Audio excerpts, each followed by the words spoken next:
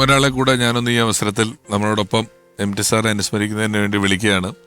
M T സാറിൻ്റെ ജീവിതകഥ ഒരു പുസ്തക രൂപത്തിലാക്കുക, അത് ഒരു ചെറിയ കാലപരിധി കൊണ്ടല്ല എഴുത്തു തുടങ്ങിയിരിക്കുന്ന. ഒരു 15 കൊല്ലത്തോളമായി അദ്ദേഹത്തോടൊപ്പം യാത്ര ചെയ്തും കണ്ടും സംസാരിച്ചും അത് പുസ്തക രൂപത്തിലാക്കുന്നതിന് വേണ്ടി ശ്രമിച്ചുകൊണ്ടിരിക്കുന്ന എഴുത്തുകാരൻ, അദ്ദേഹവുമായി ദീർഘകാലത്തെ സൗഹൃദമുള്ള ഒരാൾ, മുതിർന്ന മാധ്യമപ്രവർത്തകൻ കൂടിയായ വെങ്കിടേഷ് രാമകൃഷ്ണൻ.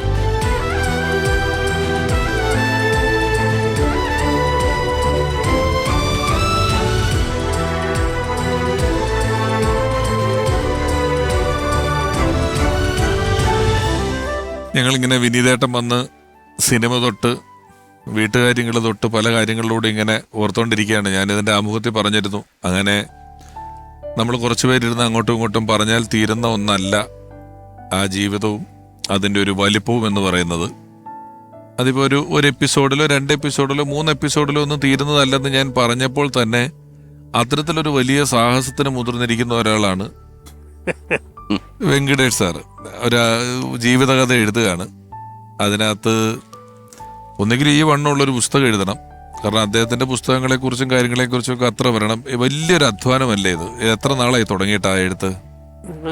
2008 ഫെബ്രുവരി മാസത്തിൽ തുടങ്ങിയതാണത്. അന്നാണത് ചില അതിനു മുമ്പേ എം ടിയെ കാണുകയും പരിചയപ്പെടുകയും സംസാരിക്കാനും ഒക്കെയുള്ള അവസരം ഉണ്ടായിട്ടുണ്ട്.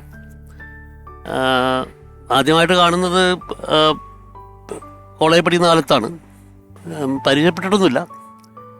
പിന്നെ അത് കഴിഞ്ഞ് 2000-ൻ്റെ തുടക്കത്തിൽ കേരളത്തിലൊരു മുഴുനീള ലൈവ് ടെലിവിഷൻ ചാനലിൽ തുടങ്ങാൻ വേണ്ടി, ഇന്ത്യ വിഷൻ എന്ന പേരുള്ള ചാനൽ തുടങ്ങാൻ വേണ്ടി, അപ്പോൾ അതിൻ്റെ ആദ്യത്തെ പ്രാരംഭ പ്രവർത്തനങ്ങളിൽ ഞാൻ അതിൻ്റെ ഭാഗമായിരുന്നു. ഇൻസിഡൻ്റലി ഇന്ത്യ വിഷനുള്ള പേരിട്ടത് ഞാനാണ്. അപ്പോൾ ആ സമയത്ത് അതിൻ്റെ ചീഫ് പ്രോഗ്രാം കൺസൾട്ടൻ്റ് ആയിരുന്നു എം ടി വാസുദേവൻ സാർ. അപ്പോൾ ആ സമയത്താണ് ആദ്യമായിട്ട് അടുത്ത് പെരുമാറുകയും സംസാരിക്കുകയും ചെയ്തത്. പക്ഷെ ആ സമയത്തൊന്നും ഈ ജീവചരിത്രം എഴുതുക എന്നൊരു ഐഡിയ ഉണ്ടായിട്ടില്ല. 2008 അദ്ദേഹം കേന്ദ്ര സാഹിത്യ അക്കാദമിയുടെ പ്രസിഡൻ്റ് ആവാൻ വേണ്ടിയിട്ട് അദ്ദേഹത്തിൻ്റെ സുഹൃത്തായിട്ടുള്ള സുനിൽ ഗാംഗുലിക്കെതിരെ അതിന് മത്സരിക്കേണ്ടി വന്നു.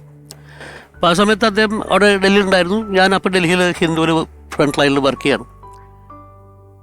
അപ്പോൾ ആ സമയത്ത് ആണ് പിന്നെ ഈ എം ടിയുടെ സാഹിത്യത്തെ പറ്റി, എം ടിയുടെ ലേഖനങ്ങളെ പറ്റിയിട്ട്, എം ടിയുടെ സാഹിത്യ രചനകളെ പറ്റി, സിനിമകളെ പറ്റിയൊക്കെ ഒരുപാട് ആൾക്കാർ നിരവധിയായിട്ട് എഴുതിയിട്ടുണ്ട്. പക്ഷേ 2002 മുതൽ ഞാൻ ശ്രദ്ധിച്ചിട്ടുള്ളൊരു കാര്യം, അദ്ദേഹം സാമൂഹികമായിട്ട് നടത്തുന്ന ഇടപെടലുകൾ. ഇപ്പം